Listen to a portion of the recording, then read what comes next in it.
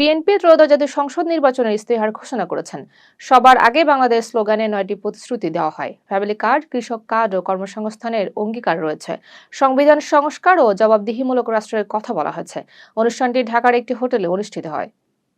জামায়াত আমির doctor Shafiqur Rahman BNP চেয়ারম্যানকে উন্মুক্ত বিতর্কের আহ্বান জানিয়েছেন। ফেসবুক পোস্টে তিনি সৌজন্যমূলক রাজনীতির কথা বলেন, ইস্তেহার নিয়ে জনগণের সামনে বিতর্কের প্রস্তাব দেন। চূড়ান্ত সিদ্ধান্ত জনগণের হাতে ছেড়ে দেওয়ার আহ্বান জানান। রাজনৈতিক অঙ্গনে আলোচনার সৃষ্টি হয়েছে। নয়াপল্টনে পূর্ব ঘোষিত জনসভা বাতিল করেছে বিএনপি। তারেক রহমান ঢাকা মহানগরের বিভিন্ন স্থানে বক্তব্য দেবেন। 8 ও 9 ফেব্রুয়ারি নতুন কর্মসূচি ঘোষণা করা হয়েছে। দলীয় আলোচনার পর সিদ্ধান্ত নেওয়া হয়। ঢাকায় কেন্দ্রীয় জনসভা আপাতত স্থগিত। উত্তরাঞ্চলের 3 জেলায় নির্বাচনী সফরে যাচ্ছেন তারেক রহমান। ঠাকুরগাঁও, নীলফামারী ও দিনাজপুরে জনসভায় বক্তব্য দেবেন তিনি। হেলিকপ্টারে করে যাতায়াত করবেন তিনি। নিরাপত্তা জোরদার করা হয়েছে। স্থানীয় নেতাকর্মীদের ব্যাপক প্রস্তুতি রয়েছে। সিলেট সহ 3 জেলা নির্বাচনী সফরে জামায়াতের আমির ডাক্তার শফিকুর রহমান। সিলেট আলিয়া মাদ্রাসা মাঠে জনসভায় বক্তব্য দেবেন তিনি। হবিগঞ্জেও পৃথক জনসভায় অংশ নেবেন। সময় স্বল্পতায় সুনামগঞ্জ সফর বাতিল করা হয়েছে।